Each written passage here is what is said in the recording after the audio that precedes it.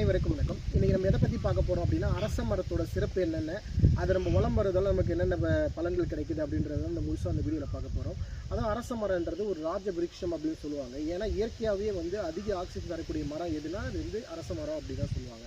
அதான் பார்த்தீங்கன்னா, நீங்கள் திங்கட்கிழமை நம்ம வலம் வரோம் அப்படின்னா, வலம் வரன்றதுன்றது என்னென்னா, நீங்கள் ஒரு 3 சுற்று வரலாம், இல்லை 5 சுற்று வரலாம், இல்லை 7 சுற்று வரலாம், இல்லை 11 சுற்று வரலாம், இல்லை 48 சுற்று வரலாம், இல்லை 24 சுற்று வரலாம், இல்லை 108 சுற்று.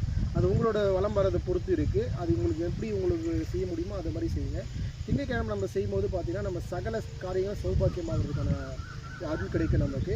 அதே மாதிரி உங்களுக்கு செவ்வாய்க்கிழமை பார்த்திங்கன்னா, செவ்வாய்க்கிழமையில் காரிய சித்தி நம்ம எந்த ஒரு செயலை செய்கிறோமோ அந்த காரியம் நமக்கு ஜெயமாகிறதுக்கான வாய்ப்புகள் அதிகமாகவே இருக்குது. அதே மாதிரி புதன்கிழமை பார்த்து வியாபாரம் செய்கிறவங்க, அதிகமாக லாபம் வரவங்க அவங்க புதன்கிழமை சுற்றி வந்தால் அவங்களுக்கு நல்ல பலன்கள் கிடைக்கும். அதே மாதிரி வியாழக்கிழமை பார்த்தா குறிப்பாக படிக்கிற மாணவர்கள் இருக்காங்க இல்லையா, அவங்களுக்கு வியாழக்கிழமை நீங்கள் சுற்றி வரும்போது உங்களுக்கு அறிவு கூர்மை, ஞானம் அதெல்லாம் உங்களுக்கு அதிகமாக கிடைக்கிறதுக்கான வாய்ப்பும் இருக்குது. அதே மாதிரி வெள்ளிக்கிழமை பார்த்தீங்கன்னா, உங்களுக்கு தீராத கடன், ரொம்ப கஷ்டப்படுறேன், எனக்கு கடன் அதிகமாக இருக்குது, நான் என்ன பண்ணுறதுனே தெரியல அப்படின்னு இருக்கிறவங்களுக்கு வெள்ளிக்கிழமை நீங்கள் அதை செஞ்சீங்கன்னா உங்களுக்கான அதோட பலன் நிச்சயம் கிடைக்கும்.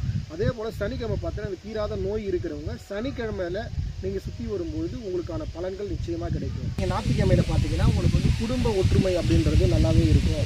நீங்கள் மற்ற நாளில் எந்த நாளாக இருந்தாலும் சிறப்பு தான். குறிப்பாக பார்த்தீங்கன்னா, உங்களுக்கு ரொம்ப திருமண தடை இருக்கிறவங்க, ஒரு குடும்பத்தை கடன் அதிகமாக இருக்கிறவங்க, அவங்களாம் அமாவாசை கூடுதல் சிறப்பாகவே இருக்கும். இந்த மார்கழி மாதம் ஒரு சிறப்பான மாதத்தில் நீங்கள் இதை செஞ்சு பாருங்கள், நிச்சயம் உங்களுக்கு நற்பலன்கள் நிறையவே கிடைக்கும் அப்படின்னு பார்க்குறேன். குறிப்பாக பார்த்தீங்கன்னா, அரச மரத்தில் மும்மூர்த்திகளுமே அதை வாசம் செய்கிறாங்க. உங்களுக்கு மரத்தோட அடிபாகத்தில் பார்த்தீங்கன்னா உங்களுக்கு பிரம்மாவும் வாசம் செய்கிறாரு, நடுப்பாகத்தில் பார்த்தீங்கன்னா விஷ்ணு வாசம் செய்கிறாரு, மேல் பாகத்தில் பார்த்தீங்கன்னா உங்களுக்கு சிவபெருமான் வாசம் செய்கிறாங்க.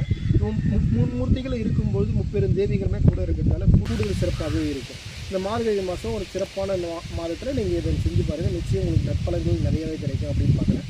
அடுத்தடுத்த பதிவில் இதை குறித்து நம்ம மேலும் பேசலாம். நன்றி, வணக்கம்.